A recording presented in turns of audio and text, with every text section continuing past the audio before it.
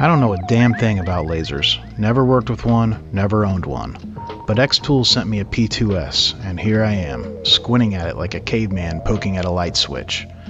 My first ever woodworking project years ago was a box, so it only seemed right that my first laser project should be the same. Only this time, instead of pulling inspiration from some dusty old shipping crate, I figured I'd take a page out of Andy Warhol's playbook and build a Brillo box. And because this is YouTube, and because watching a guy stumble around blindly isn't quite enough entertainment, I gave myself some rules. I wanted the final piece to look like it had seen a few decades roll by, and I wasn't going to allow myself more than an hour of actual labor. If I blew the time limit, I'd pack this laser up, ship it straight back to XTool, and tell them exactly where to shove it. This is not a sponsored video, by the way. Let's get started.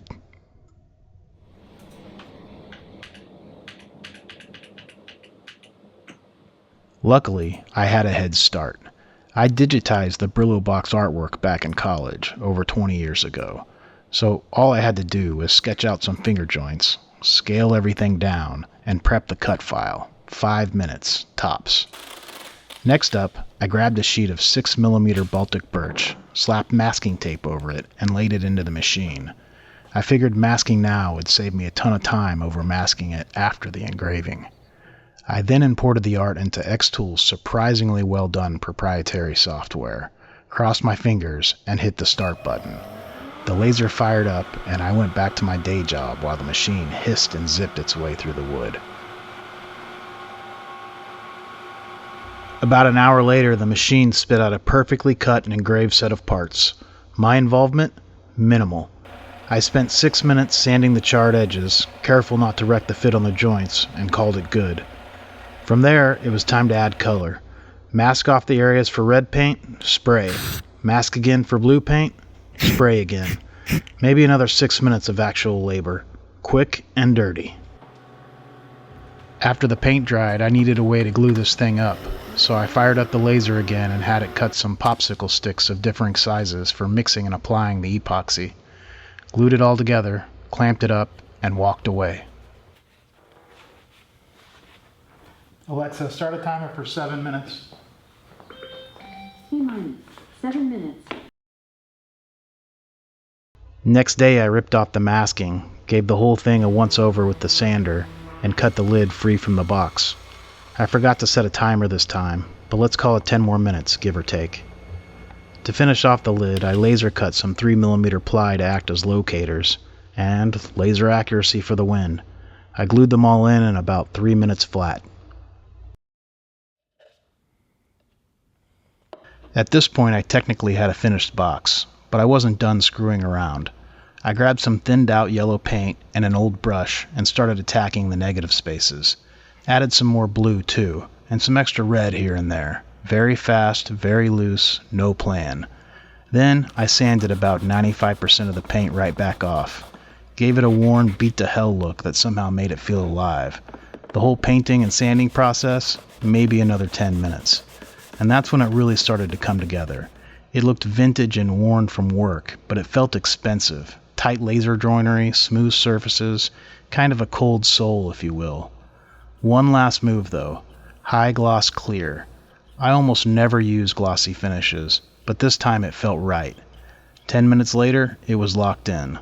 Done, done, done. 60 minutes of labor and a laser.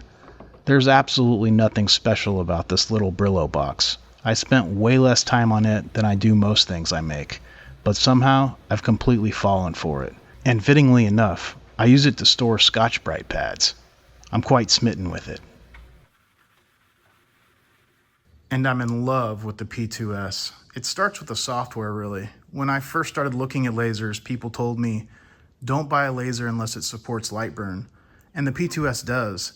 But I've found the XTool proprietary software, I think it's called XTool Creative Space, to be more enough for my needs as a beginner. And there is no learning curve. Like literally, you're up and running in no time. And yeah, I've only had this thing about 3 weeks now, and it has been crazy productive for me. I'll try to give you an idea of some of the stuff I've used it for. So I had a little space in a door panel that I couldn't get to with a ruler or tape measure, but I needed to measure. All I did was cut a tiny little ruler with 1/8 inch increments, and I got a really accurate reading of what I needed to create this prototype bracket, made sure it fit, and then create the real one out of aluminum. So little things like that. And you saw the popsicle sticks I made in the video, just for mixing epoxy and applying it. To have the ability to cut this in just a matter of seconds and get to work is just fantastic. Another example, I have this bolt on the back of my distributor against the firewall that I can never get to. It's a nut. And so it's been finger tied its whole life, basically, and I tighten it every now and then. With this, I can actually put some torque to it. And obviously, this is a limited use wrench, but you know, every second or third time I use it, I can just cut another one, no big deal. And did I mention it can cut acrylic? I've never worked with acrylic before.